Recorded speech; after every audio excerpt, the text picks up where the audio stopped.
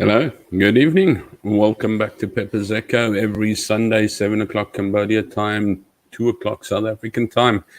For those of you watching live, super to have you here. Thank you very, very much for your support. For those of you watching on the rerun, much appreciated as usual, as always. One of the biggest questions always, please like and subscribe. Ring the bell for your notifications. It's the only way that I actually get this message out there and to get my streams out there as well. All I can say is, oh man, I am feeling buggered today. I'm really feeling blasted. So hopefully this is not going to be a long echo. We'll see how it goes along and take it as it will. But please like and subscribe. Once again, Pepper's Echo. My name's Andre. I work as an unresearched man in the street from the outside looking in. We don't do any huge research. We try not to tell any lies. I try and find a little bit of facts in what I'm doing, or try and actually make a little bit of sense about what is being said. So it's like the man on the outside looking in is what I try and be as such. Sometimes creating my own assumptions, visions, mostly creating the questions. What I usually would tell you is, if you're wanting to do a bit of a deeper dive, get a little bit more on the factual part and a bit of the meat of the bone, then I would suggest going to take a look at people like Ronaldo Gous, Chris Wyatt, Roman Cabanach from Morning Shot, Joe Emilio, good man on the ground, and then Germ Warfare from Jeremy from Germ Warfare. He has some really good guests in that. So those are the guys. The links will be in the comments below as well for these guys. That is where I suggest you go and take a look. But should you have anything interesting, or would you want me to discuss anything interesting, or have a topic that you would like me to discuss, please drop it in the comments below. Otherwise, here is an email. peppersecho@gmail.com. Please note it's PEPRS echo, ECHO @gmail.com. 1 P and no E. And yes, it is like that. But please drop us an email if there's anything that you would like us to discuss, anything that you would like us to talk about, any specific subject, anything that you would like to look into, that we could maybe take a look at pulling apart, or putting a little bit of a thumb on the pulse, or finger on the pulse as such.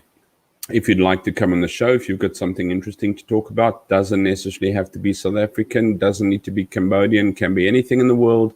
It doesn't need to be political. If it is, it's fine. It doesn't need to be anything on, I should say, a newsworthy basis. It could be a hobby. It could be something of interest. Anything that would be able to come to the station. And if you'd like to put it on, by all means, I'd love to have you on as well. Otherwise, let's get a little bit to it, see what's happening. As I said today, I don't want to push it too far, so maybe we're going to have a bit of a shorter echo, because I'm a little bit short as well at the moment. As you can see, my eyes are like sort of like doing half-mast, and nobody has died. Here in Cambodia, we've got still our cases, and that are counting up quite phenomenally much higher than what expected. We're still having to be extremely, extremely careful. As I said, we were closed up in our building for 4 days. Fortunately, the person who had actually had the COVID was in a third building, which is a different building, which they've decided to keep closed for 2 weeks. We only had a 4-day lockdown, but that was bad enough for me, because I really just enjoy getting out for a walk, get some fresh air, get something to do. But yeah, unfortunately, it was not like that for 4 days. And I don't know, people say it's because you were stuck with your wife. I don't want to be the one to judge that. But yes, you're watching the live echo. My name's Andre. And yeah, let's take a look at what I've found and seen. And maybe it's not as much mainstream as what you want it to be. Maybe it's different. But it's little things that have titched and itched my mind. I'm not a main news reader. I just try and take a look at a few things and go, what the is happening there? So let's take a look. First of all, off the bat, Cappy Tech. Now, Cappy Tech used to be the go-to bank if you didn't have anything that was, too much. You wanted low fees. You wanted ease of use. It was pretty new, but it started making its mark pretty much in a good sense. But Capitec clients are suddenly noticing a brand new little charge on their pay line when they're paying online. Let's put it that way, not their pay line. Transaction details, you'll see that there's a MasterCard international processing fee of exactly R3. Why? Right, Capitec's annual new fees kicked in on the 1st of March. It included a small charge of R3 for international transactions using its fees. What's R3, Andre? It's not too bad. Many clients are only noticing the brand new charge now as multiple instances of a MasterCard international processing fee pops into their statement. So every time you make an international purchase, you are being charged R3. But Andre, you know what? I don't buy internationally. I am just an everyday Joe. I don't work on international purchases. You know what? We're not doing any investments in the States or in the Europe or UK or anything like that. Well, everyday Joe, tell me, do you use Netflix? It's an international purchase. Do you use Google? It's an international purchase. Do you subscribe to any games that don't have a South African site? I do World of Warcraft, for instance. That's an international purchase. Play Store, Google Play Store, do you purchase anything off there or make any payments on there? It's an international purchase.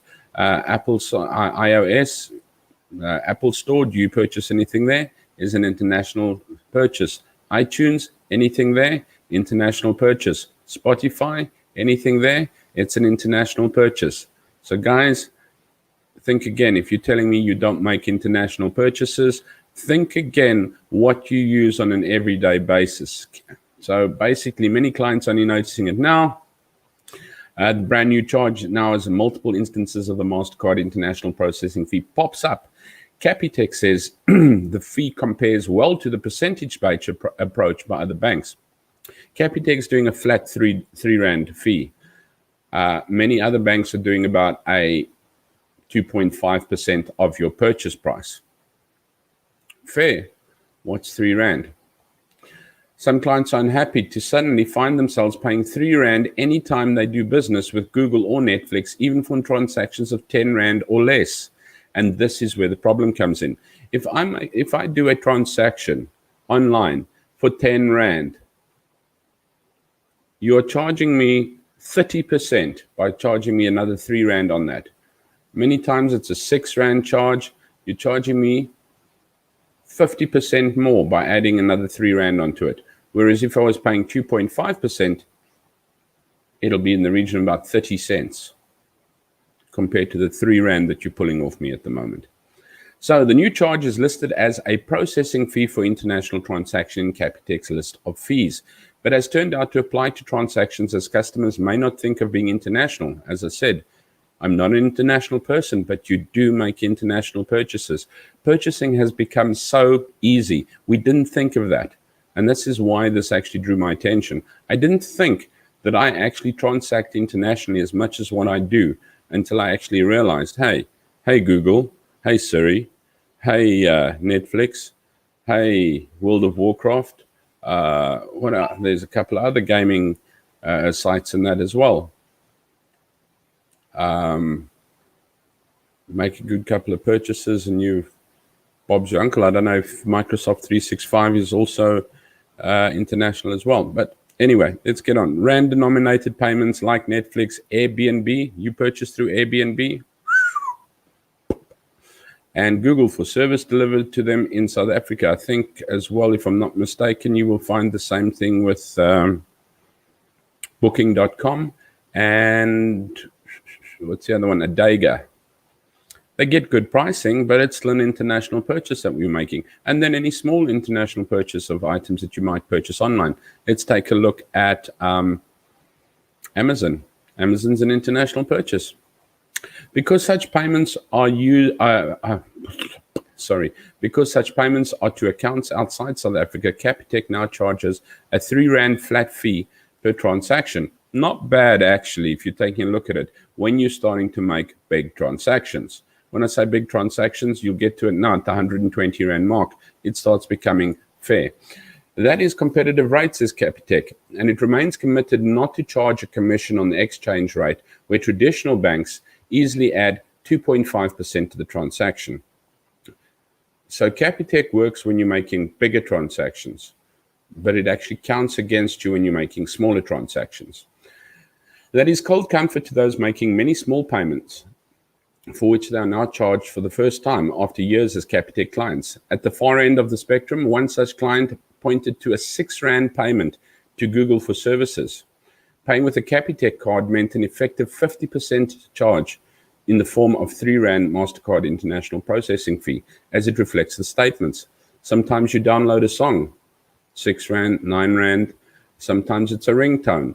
Sometimes it's an add-on for a mobile game. These days, mobile games are pay to win, pay to play, and such is what it happens. And then your purchases aren't that much, but you're being added on a huge lump if that happens. At the bank that charges 2.5%, the commission on that R6 would have been 15 cents. Compared to R3, it's a big difference, almost like the Checkers Easter egg debacle.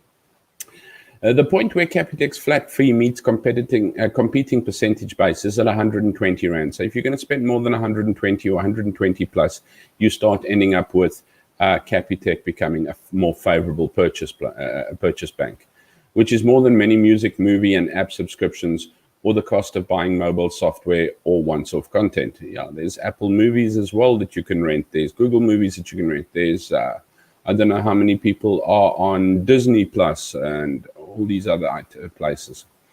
Ask if there is any way to make small online payments without incurring the fee. Capitec told Business Insider South Africa it is most affordable option for international travel and pointed to free card payments at South African retailers. So Capitec says, you know what? You swipe your card at a South African retailer, I don't charge you. Everybody else charges you for swiping your card away over there. Now you're going to cry to me because I'm giving you a R3 charge when you're swiping for international purchases. And if it gets to a bigger purchase, it's still far less than what your average bank. So you're almost having a way out over there in the process. Is it really such a sin? Is it really that bad? Especially with these days that payments and that aren't working. In the mid-2020, Capitec started to charge for each purchase of airtime and electricity through its online channels. It said growth in its customer base over the years had meant a big increase in its cost, which is fair. As you are a smaller bank, or you can carry a little bit more, but when you start ending up with a lot more, I suppose you start needing to get money for investments and for growth and for making, or should I say, meeting the demands of the public. So you know what, when a company starts getting bigger, well, I want that, I want this benefit, I want that benefit, and to put it all together is starting to cost money. So airtime and electricity started taking a surcharge as well, and now international purchases have. The only problem is that international purchases are often sometimes small purchase, which then makes the cost a little bit, I don't want to say exuberant, because I mean, if I'm going to pay R6 for something and I pay R9 for it, it's not the end of the world. But you'll find some people that turn around and go, but the principal, yeah, the principal is someone who runs the school. But yeah, so I don't want to shoot Capitec down because of it, because I can imagine to have to be able to start fitting in additional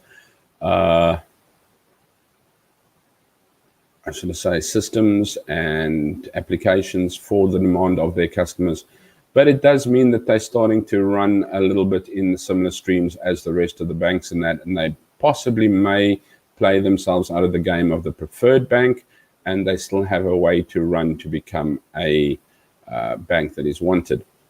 Once again, I just want to ring the bell quickly and say, please, guys, I do not claim to own any of this property or information. I don't claim that it is mine. It is literally the property and ownership of the people who have delivered and posted it. I do put all the links in the comments underneath. So if you're wanting to get the whole article, I do sometimes run with most of the articles as such, but if you want to get the whole article, then please follow the links below and you should be able to get out to the full article as such. Okay, let us take a look. ANC leader warns of new party being hatched in Ace Magashule's office.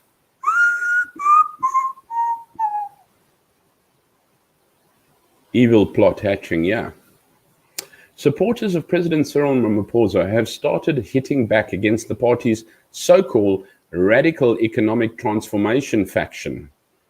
Faction in its own already says to me that it is a separate party, gang, group, little caucus sticking its head up. I mean, how do you think we got to the EFF? The EFF didn't suddenly wake up and go, oh, we're forming another party. It was like a little pimple that was popped out of the ANC. It's still red. Anyway, yeah. Which has been supporting the ANC Secretary General, Ace Magashule. So, yes, Ace is in the hole there. Radical Economic Transformation, RET, faction. They are all for it. Some ANC leaders have spoken out against Magashule and his RET faction ahead of the scheduled National Economic Committee. Ahead of the scheduled National Executive Committee meeting this weekend, which should be occurring or has occurred this weekend as such, as we are speaking. The National Executive Committee will again attempt to enforce a resolution that leaders charged with corruption should step aside, which Ace is not doing. Although he is charged with corruption, he's currently waiting for court cases which are being put aside, but he's like, no way am I stepping out. Him and Zuma should be brothers. And then Carl Nias is, of course, the little clown in the middle there, which I just don't have time for. He has had his ass butted on both ends. So, you know what? He benefited from white privilege. He's still a white privileged person, but he's benefiting from black economic power as well. So he's just keeping his bank account full. That's all Nias is doing, because he's acting as thick as pig shit.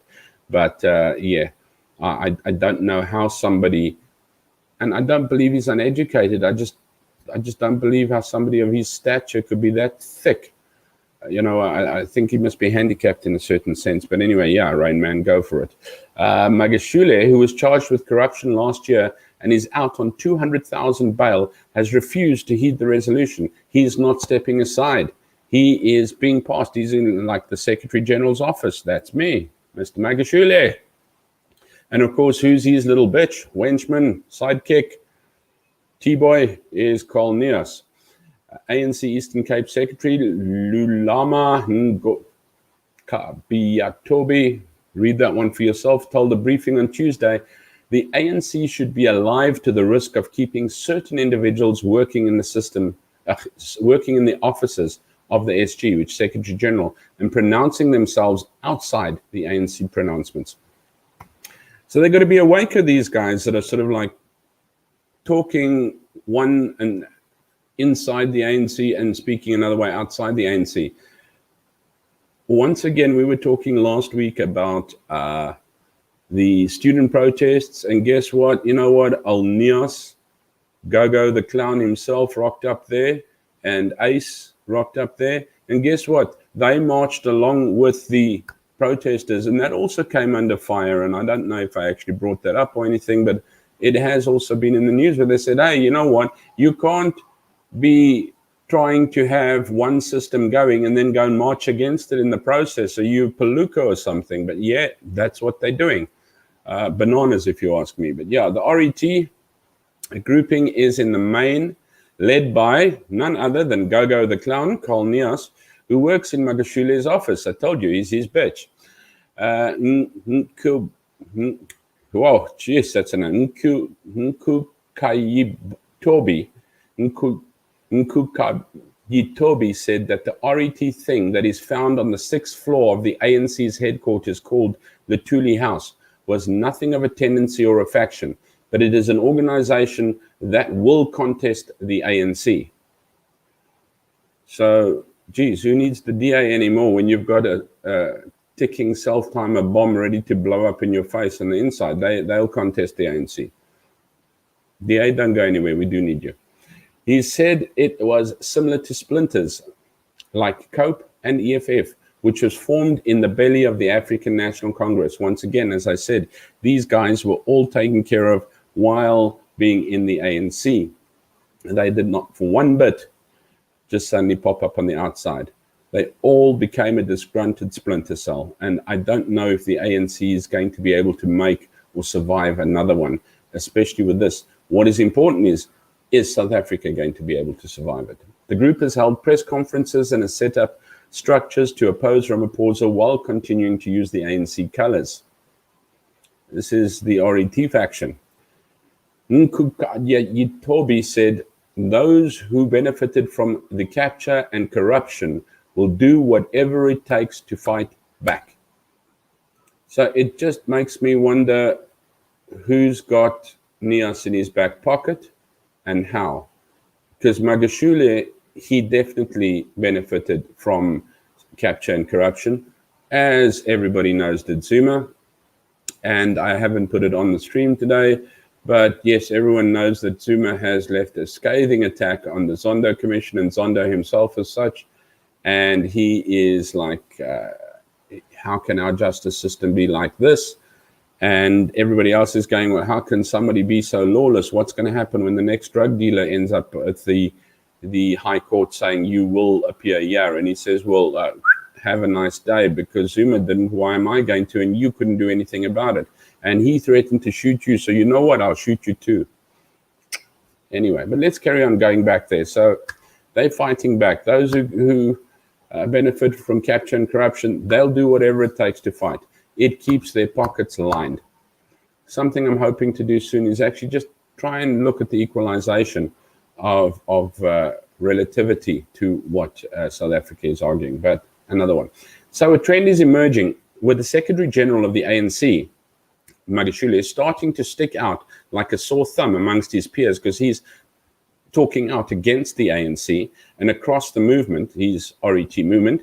This seems to form a wider campaign to undermine the structures of the ANC. So we're starting to have another head forming, another splinter cell. Ace Magashule, Kolnias, these guys, and I don't know if Zuma's got a thumb in it or something to that effect as well, but they're starting to pass out as well. So this like disgusting boil of an ANC is actually now got to get rid of another zit. The so-called Radical Economic Transformation faction has announced that it is holding meetings, and one of its leaders, incidentally working in the Secretary General's office, has released a basic document that calls for a return of the ANC to its socialistic ideological orientation, whatever this means under current global and domestic conditions. So as you can see, under Ace Magashule, and there is sadly Kolnias as well, and a couple of other cadres and comrades, they are still ANC. He's the Secretary General of the ANC. He has refused to step aside, although he has corruption charges against him. He's been let out on bail for 200,000, but he has a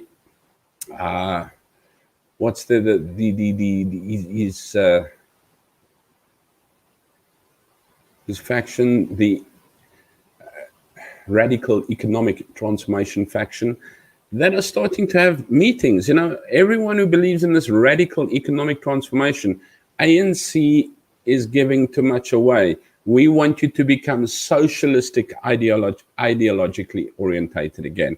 And this is where they're wanting to go, which is a similar thing to what these other little Nazi thugs called the EFF are wanting to do as well. So, Bob's. Another ANC NEC member opposed to Magashule, Joe Nteshenje, in a Daily Maverick opinion piece on Tuesday, warned that Magashule's RET faction would continue its fight. Conspiracy theories abound, with reports of units trained in sabotage and assassination, and strange coincidents such as the attempt to incite violence against foreigners in KwaZulu-Natal. As we know, that's a bit of xenophobia type of thing coming up again in KwaZulu-Natal. Is it xenophobia, or is it just incited violence against foreigners? By elements of the very same private militia, and the fire in Parliament after the vote on the public protector, he wrote. So it's becoming a conspiracy theory. Now, I don't want to over-conspiracize, but I do think that the ANC needs to check its tickets, boxes, and mark its people. I do think Ramaphosa is taking too long to clean out. And now he's suffering the consequences of the rotting leftovers. Some of the theories may be without basis, but it cannot be ruled out that South Africa's own Savimbi and Black Kamas who destabilized Angola and Mozambique with the support of the erstwhile SA Defence Force and its military intelligence, are crawling out of the woodwork and showing their true colors. Once again, conspiracy theories, nothing of that is substantiated. But it is what people are starting to come out with, because you're having this RET factions having their own meeting, telling ANC they've got to do this, not agreeing with the ANC, marching with students against what they are standing for, speaking one way when they're in the ANC, speaking another way when they're out of the ANC, and they're going, you know what? These guys are starting to train people to sabotage and assassinate. Who do you think instigated the foreign attacks on foreigners in KwaZulu-Natal, and the fire in Parliament after the public protector, vote on the public protector? These things aren't there for nothing. I don't know. Once again, I'm not saying so, but it is causing a lot of people to start thinking. It's a pity that the ANC don't start thinking. He warned that South Africans and ANC members should not allow the advances in 2017 to be squandered and for the constitutional order to be subverted.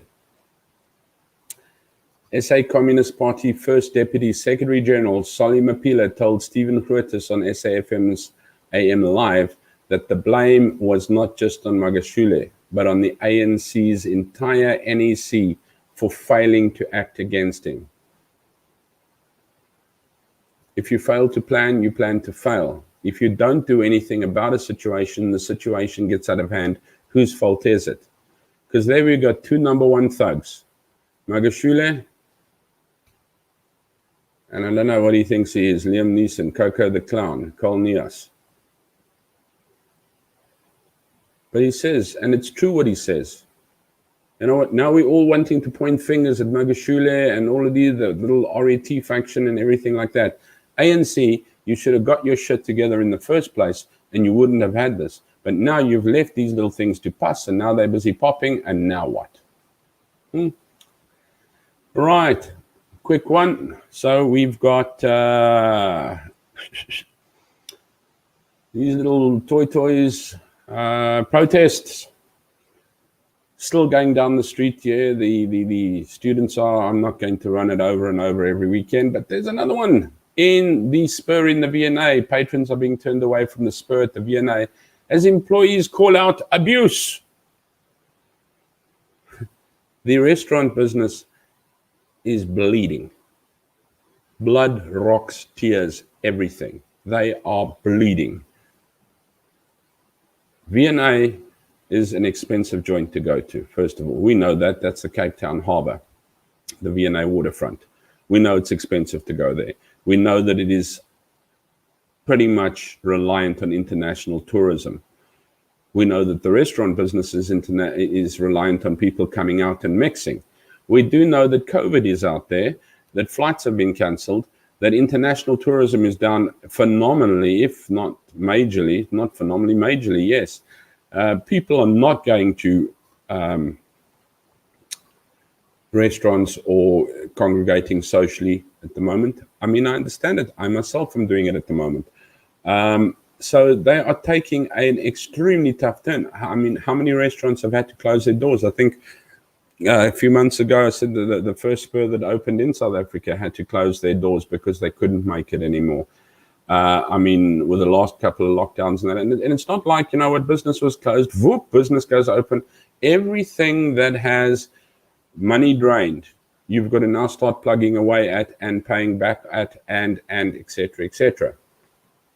But let's take a look what these guys say, because they're having a little chat about abuse. So let's take a look. See, I don't want to be the one to say yay or nay, but Cape Town patrons were turned away. So first of all, it's my job. This is where I get the money, but I'm going to stop people, the few people that they are, to spend money where I can earn my money from coming to spend money by me. And you know what, if I walk around and I see that at a restaurant, I go like, where's the next best one? You know what, there's a Mario's down this way, there's a Max's over there, there's a Wimpy down that way over there, there's Ocean Basket over there.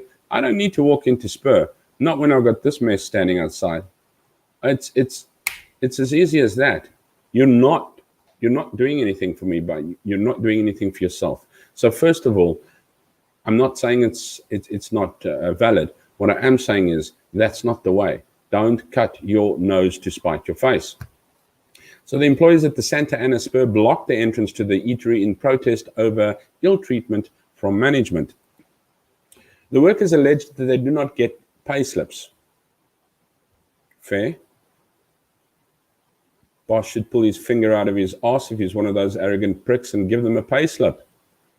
Get a proper payroll thing. You can get them pretty easily done. You can get them done online. And if you get yourself an accountant, she can do it pretty easily at a low charge. Yes, I know I've just said that the charges are high and that the money's been low, but surely then get yourself Excel and print a pay slip for each worker. They don't get leave days when they work overtime, and when they have to clock out, they are told not to do so because it has already been done for them, which then leaves them with no record of working overtime, amongst other grievances. If that's true, Santa Ana Spur, you sound like a bit of a schmuck. You know, I agree, you know, you can't work somebody overtime and not pay him, but then you're going to have to skeleton staff and structure people. We faced exactly the same thing, even here in Cambodia. We faced it where we could not sustain full-time workers. Last year, we were not able to sustain even teachers on full-time. So we ended up with half day, half pay, structured so that half worked morning, half worked afternoon. And so we could only get by on half pay, and we could only work half the day, but it did cover a full school day as such. You would have to structure the same thing, Mr. It's not that easy just to abuse people. So if it is so, yep. However, I'm still stating there is different ways, or there are, my apologies, different ways of going about this than trying to close up the business that is, or the little bit of business that is coming in that is actually going to be paying you. Nomsa Monondile, who has been working for at least 23 years, said things completely changed from what they used to be. I don't know, it's the new management or whatever. I also don't have a reply on the Spur side on this. So it is a very one-sided report that I'm reading at the moment. We used to have a standard salary back in the day. Now we only work 22 hours per week, which has cut our salaries big time, she said. I understand that point. This is what I was talking about. With the current drop in any form of business for the restaurants, etc., and the hospitality industry, you need to, unfortunately, make the best of what you can. And that, unfortunately, does cut hours. Now, apart from cutting people, you're going to end up cutting hours. So, yeah, when you did have a standard salary and it has been cut down to a certain amount of hours, so instead of working a 40-hour or 45-hour week, you're down to a 22-hour week. I do feel sorry for you. I really do. I don't think it's, I mean, I've experienced it myself. It is not fun. It's not funny.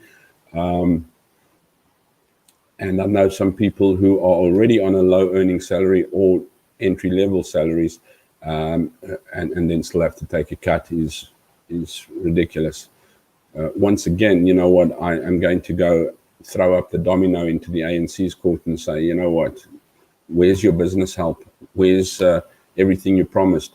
Where's the billions you packed into your back pocket that you can't even afford to pay for vaccine at the moment?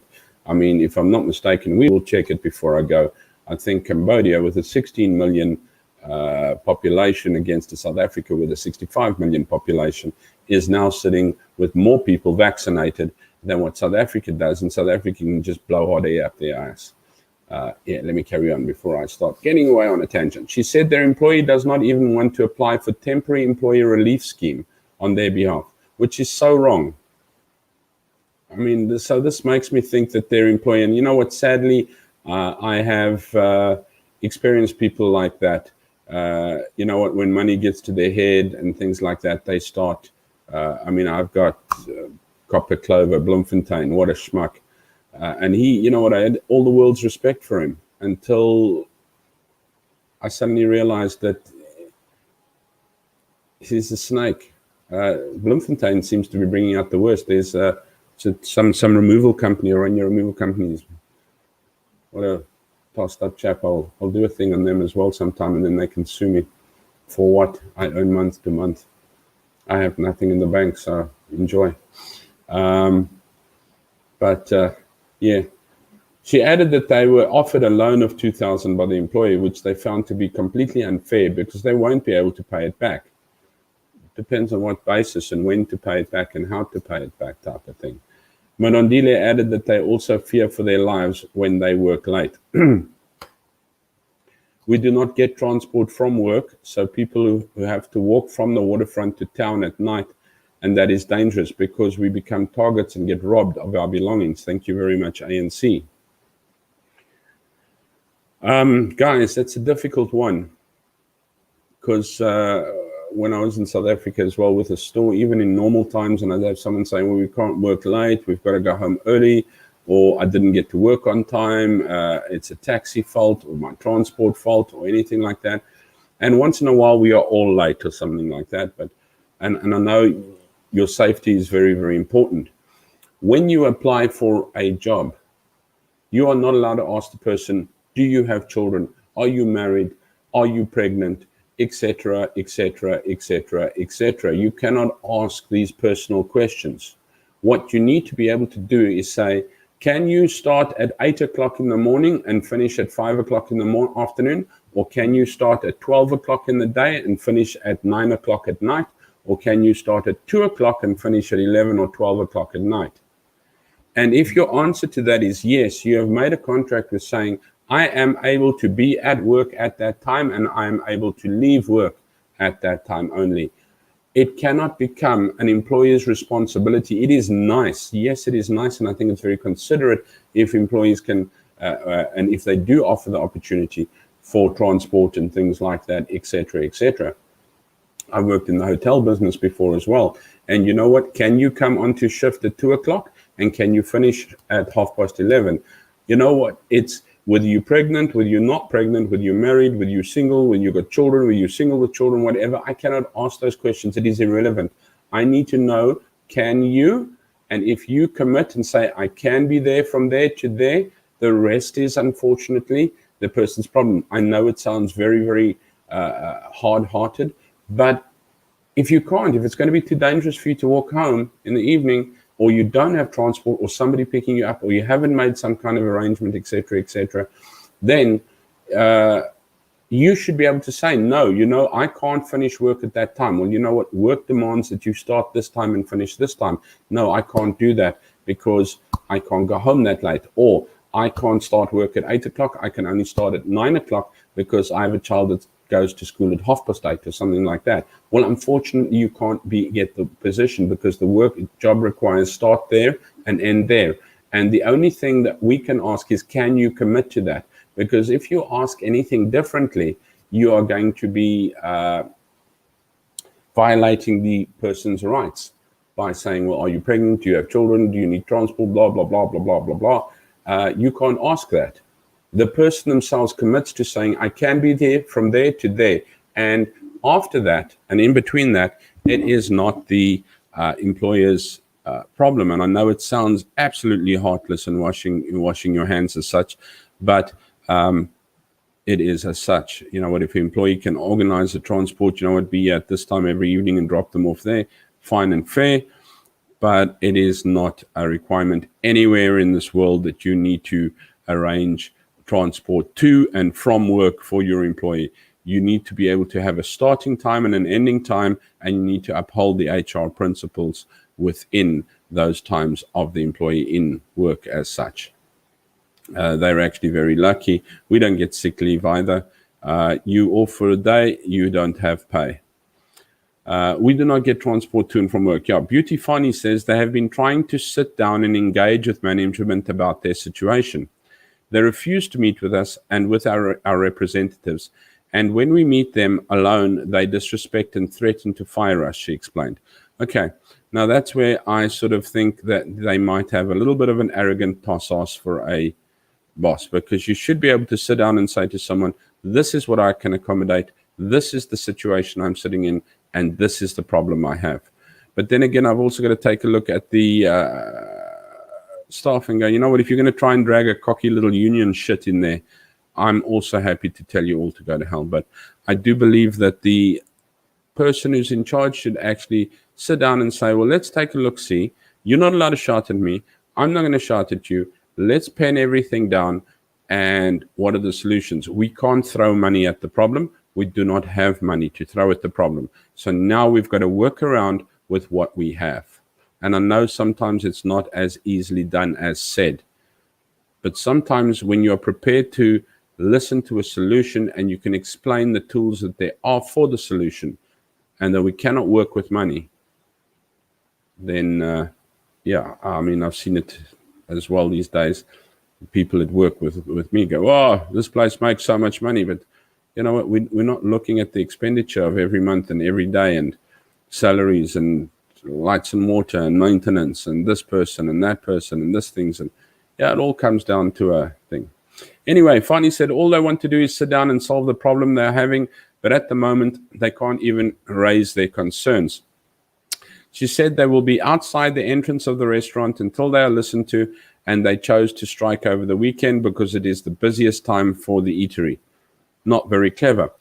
A waiter, Siviwe Borjana, said they work closely with clients and they are always complaining about their service. It's not a very good thing. If the clients are complaining about your service, then I'm seriously worried about the kind of workers and the attitude of my workers. So once again, the coin is flipping over to the other side. We are overworked and have to work under pressure, especially when the shop is busy. Customers complain all the time. We understand, but we can't do everything. And it is not like we are giving bad service intentionally. Okay, so you just accidentally give bad service. So the thought. He said the protest is not affecting any V&A Waterfront spokesperson Donald Cow said they are aware of the silent protest happening at the mall. He said the protest is not affecting any operations or any store, but they are monitoring the situation. They are not harming anyone, so there is no need to forcibly remove anyone. We are keeping a close eye on them, he said. Yesterday, Spur spokesperson Moshi Alpeni said they did not have a comment at the moment. I would like to know what happened there, and if we can get something to follow up on it, I would, because I'm quite interested, because I think this coin has two sides. I think maybe sometimes the staff don't want to understand and are going about it the wrong way, but I somehow find the fact that they might have a little bit of an arrogant prick for a manager or an owner, as I've found in the previous times as well in places. Guys seemed absolutely super fantastic, great, and I'm telling you, he could burn you like before a snake could bite you. It was terrible. Okay, we've got old Dali Mpofu to be investigated over the shut up comments and tweets. I think it was in the Zondo Commission, advocate, Gordon's advocate, and then we were busy. She was trying to ask a question, and this guy comes across as pretty arrogant and cocky, and I didn't think it was really important. I looked at it, and I only just added it in now, where this little banana went in and like, shut up to the advocate. And the next thing got done, you can shut up too. And I thought, wow. But what I'm not going to just tell you about it. I'm actually going to play the video at the end as well, and you can decide for yourself. But during the state capture inquiry on Tuesday night, Advocate Dali Mpofu said Public Enterprise Minister Pravin Gordhan and his advocate Michelle Leroux must shut up. Okay, here's another question on this. Raymond Zondo on the Thursday expressed extreme concern, because he's obviously the Zondo Commission, over Mpofu's unacceptable conduct, but stopped short of announcing that he would lay a misconduct complaint against him. The GBC has now confirmed that following a complaint by a member of public, Mpofu's conduct will be the subject of a formal investigation. Oh my goodness me.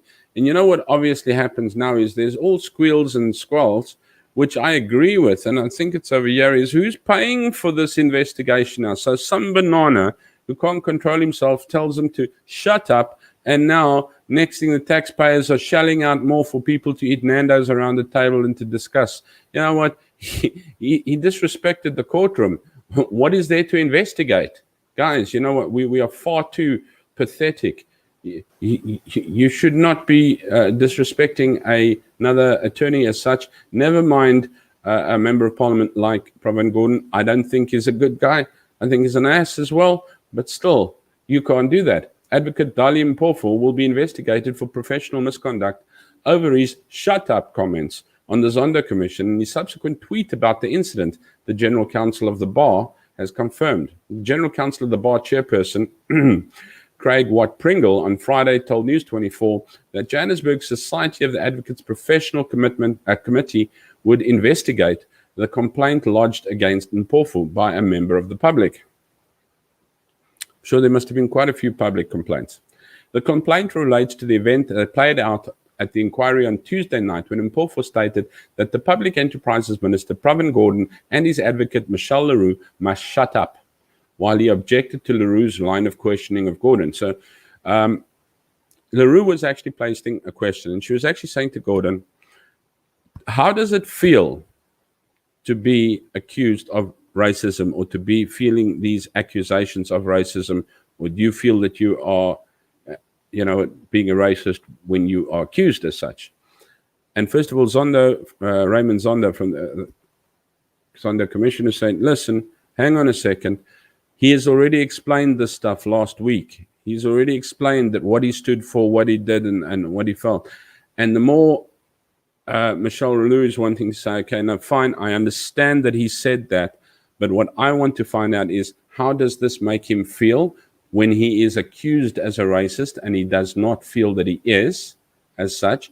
And then, of course, Mpofu jumps up and he goes, you know what, Damon, where's this going? And so Zonda says to him, and Michelle's, Leroux is trying to say, just hang on. And he looks at her and he goes like, just shut up. I'm on the floor now. And Pravin Gordhan goes, whoa, hang on. He says, yes, you can shut up as well. And I thought to myself, this little shit, there's definitely, ways of dealing with things. So Mpofu had been given an hour to complete his cross-examination. He'd already been given an hour to complete the cross-examination of Gordhan for Tom Moyane, who has sought to portray the minister as a corrupt racist who was jealous of his achievements as the SARS commissioner.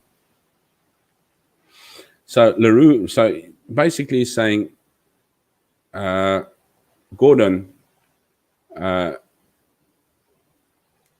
basically he's trying to portray Tom Moyane as corrupt because Gordhan was jealous of Moyane or Moyane's achievements when he was head of SARS as such. All these things, the more I actually read these things, the more they're starting to puzzle together. I don't know why they put them so complicatedly.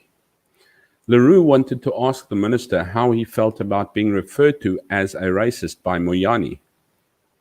Not what he stood for or what he did, but anyway, and this is what she was trying to explain. And Mpofu objected, and he became irate when Leroux then attempted to explain the reason behind her questioning. So let's take a look. See, I hope this is with sound. Let me just stop sharing a second, and I just want to reshare because I want to make sure that there is audio. Sorry, guys. And you can hear it. It's really, really good. Minister Gordhan, there was a lot of time spent in cross-examination making the accusation that you are racist. Could I ask you to explain to the chair, given your history in the struggle, given the fact that you were detained and brutally tortured, given the impact on your family? Didn't he explain that sufficiently, not only today, but last time under cross-examination? I thought he explained that quite well. I don't think there's anything unclear about what he was saying. Yes, Chair, but I would like him to place on the record. No, he has. It's clear. He referred to his role in the struggle. He referred to his membership, ANC, if I recall correctly. He said quite a number of things. I'm not sure that there's anything unclear about where he stands or what he said about it. Yes, Chair. He testified that he is not racist. I'm asking him how it feels to be called racist on behalf of Mr. Tom Moyane. But what does that May I make a brief clarify? comment, Chair, so we can conclude this No, matter? Chair, can I object before he makes any comment brief or Yeah. otherwise? Now Mpofu jumps in. Chair, no, can I just explain the question? Can I Okay, Mr. explain the Moyani question? Yeah. makes allegations. Chair, I'm of on the racism. floor. Really, I can't stand this. okay. This cannot okay, be happening for okay. the third time. Mr. Ms. Mr. Leroux Mpofu, must shut up when I'm Mr. speaking. Mpofu, let me Okay? just hear before. May I just hear, You too, Mr. Koda. Mr. So, Mpofu, just sit I'm down, still let on me hear her first. the floor. You also shut up. No, Mr. Mpofu, I'm in charge here. Please sit down. Let me hear first. But I'm what still she has to talking, say. Chair. She butted in. Yes, but she had not So why must explained, I and sit want down? to explain. I want to hear her explanation, then hear you. Then I'll. But Chair, I'm that still will be more- speaking. Why must I be the Yes, one but who Mr. sits Mpofu, down? I'm in charge here. I'm saying sit down, Chair, please. I'll hear her, and then I'll hear you. Chair, This Ms. Leroux. maybe then we should leave, because if we're not allowed to speak I'm and telling you, we allow It's really a interruptions. are backwards, going to be imbecile allowed. attitude. Maybe we should all leave. Huh? Mr. Godan, there That is really such a backwards attitude. I mean, well, maybe we should all leave. And it is that retarded attitude that absolutely wants to drive me through the roof when that happens. I don't know about you guys, but really when it's like, well, you know what, if it's not going to be that, then we're not going to. Chairperson said, I'm in charge here. I want to hear her out first, then I'll give you a chance. Apart from the fact that he already had an hour to cross-examine, and she's trying to explain, which she's very much in her right to do. He can't jump up and go, I've got the floor, shut up. I mean, really, where do you come from? Okay, I just want to play you a little part of a video, and I'm pretty disappointed in this guy. Mr. Neil De Beer, he's up for next president for South Africa, apparently, as such, eh? Is this who we're supposed to want for our next president? He can't pick a side. He's been oppressed, and then he was ANC, the oppressor, and now he wants to be president, and he was like, oh, we'll look after the farmers, and we're going to do this, and we're going to do that, and blah, blah, blah, blah, blah, blah, blah, blah, blah, blah. Let me just unshare here again, because I want to make sure that I have my sound on again, because... And he's such a nice and polite. And he's also, I'm not saying, you know what, I'm Christian too, but I also get blooming upset sometimes. So I'm not saying I can't take the splint out of my brother's eye if I got a plank in my eye. But compared to what he sounds like when he's talking to everybody and how and it's nice and and then listen to this voicemail afterwards, which I will play for you, is shocking, to say the least. But listen to this one. This is now, I think it was about the 17th or whatever, and he was addressing the nation. His nation. Good little clean-cut boy. Don't like you very much anymore because you just words. Very good morning, South Africa. Sounds like President Baie goeiemôre, Ramaphosa. South Africa and Molweni Mzansi. It is now 9 o'clock in the morning, Wednesday the 17th, and I am very happy, very elated, and absolutely blessed to be speaking to you. Today he's at blessed. last And from his my next one home is not so soil, blessed. From my country, South Africa. Hartlike goeiemôre, dit is 9 uur in Suid-Afrika. Dit is die 17de. Here we go, the 17th. Dit gee vir my groot eer en ek moet sê 'n baie groot glimlag om daarom vanoggend na 'n paar dae van rondvlieg oor see om met u te kan praat vanoggend uit my eie Suid-Afrika. Dit is 'n baie goeie môre in die Kaap. It's a beautiful morning here in the Cape, and I hope that wherever I am speaking to you, in our beautiful country of the Republic of South Africa, that you find it a fine day. Ek hoop waar ook al u is vanoggend en waar ek met u kan praat, dat dit 'n baie goeie môre is en dat dit 'n fantastiese dag vir u gaan wees. Hoe kan dit nie wees as ons almal in 'n Here glo wat vir ons dae soos hierdie kan uitset nie? He's being very How can it not be a great religious day? now. No matter the weather, the geography, if we are serving a great God that gives us the right and the blessing to wake up this morning again to take on another day. To everybody joining me, thank you very much. I never ever in my life take your time and the privilege to speak to you for granted. I want to make it Listen very to what he's clear saying. that as the president of How he is UIM, saying it.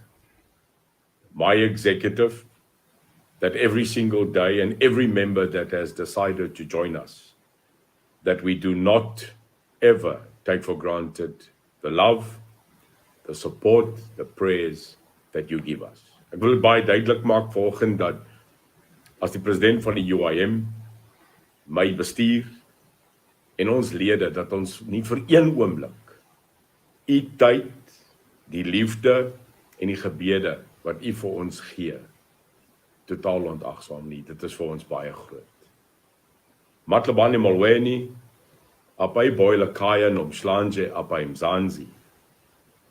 Apa nomslanje, apai ngom, apai love. Apai UIM, apai management, nomslanje. Matlabane, kaman, nomslanje jou teta. Jou teta ngam apai love UIM, apai nkos. Jou ngam apai hat. Siabole. It gives me great privilege today to give you some feedback, to give you some updates of what we have been doing for the past week. And as you know, every week on a Wednesday morning, there is the set 9 o'clock State of the Nation update from the UIM. As you know, I have just come back from a week I'm not of going travel to where run this I whole was thing very because this is privileged just with over an my- hour long. But I just actually wanted to set some context into what he the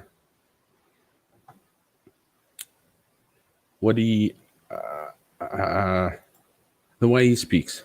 So it's like, ooh, you know what? I love you, love outside. We can't do this without good Lord that looks after us. I'm so blessed, and I don't take anyone for granted. Not always seen that this guy's done anything, and you know everything. He's spoken a lot, and he talks about a lot, etc., etc.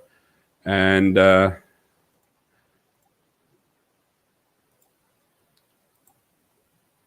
then we get this. Now, Warren, I fucking hate waking up in this way. I've now had 48 emails and 48 fucking WhatsApps and shit. It's not a way to start a Saturday. If we are wrong, then we'll take it. If I committed to something, then we must go through it. But the team needs to ensure that if I tell people there's a red fucking cokie, it's a red cokie. Because if I'm wrong, then my team must make me right. So I'm also not saying that attack is the best strategy of defense. So it needs to be dissected, and we need to watch out exactly what I say. I'm only a human being, and I'm just trying to do my best. So when I'm in a 3-hour interview, I am not focused on what I say. I am concentrating to whom I'm saying it. So we've got to dissect from now on everything I say. Like, for instance, we are again failing on last week Wednesday's statement that I would be writing letters to people. I don't even know who the fuck I'm now. Now people are reminding me of that. So please, we need to handle this. And secondly, I've just spoken to Boland. I'm done with the white people now. We are absolutely being slaughtered because we are being sucked in by the right wing. So we've got to be sensitive. We've got to look at what we're doing, but I'm not going to get sucked in by shit. So our strategy must be clear. We will be available, but on our level. Thirdly, we got this guy, Tani Granger now. I love this guy. I spoke to him for nearly an hour yesterday. He's a colored guy. He's a fucking awesome guy. We are driving through next week, Thursday. All of us. We're going through to meet him. We need this guy. He's got more than 20,000 followers. I want this guy. He's our kind of guy. So that's the thing, to bring him on board so that we can get the colored support. But we need to move away from, not leave them, but move away from the whites. We are being slaughtered here as a white right-wing constitution. I'm not going to take that. How's that?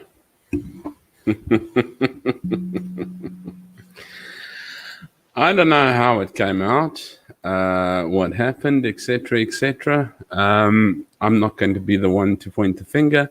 It's just what I picked up. I think I actually got that off Twitter. I think Ronaldo actually got to put that up. Thank you very much, if you don't mind me using that, Ronaldo. But it just goes to show that, you know what, when I first heard Neil De Beer, because as I said, I'm not the most educated politician that there is. I'm the man on the outside. And I listened to Neil De Beer and I like hung on his lips. And I thought, wow, this is the man we need. Yes, he's talking. Yes, he's talking. But eventually, week after week, it's yes, he's talking. Yes, he's talking. He is Cyril Ramaphosa. He's just talking. He's been the apartheid government. He's been Nkonto Sizwe or some army guard for the ANC as well. And now he's running against everybody. And now on his voicemail, and you can actually hear it is him as such. I don't know where that one came out of, but I'm sure as hell he was not very happy with that, because nowhere did he bless his day with that. He was like, fucking this and fucking that, and I'm not going to do. You should actually go and team up with Coca-Cola and be less white, because that's what he seems to want to be. Once again, I think it is just numbers that they're looking for and doesn't have a proper vision, mission, and ideology. And I think that's why the DA, somewhere along the line, is still stepping in the right direction, because this is what we want to achieve, and watch what we are achieving, and we are achieving it, and we're doing it as such. Yes, they get slandered for this and they get slandered for that, but they maintain their flight point, level, and direction.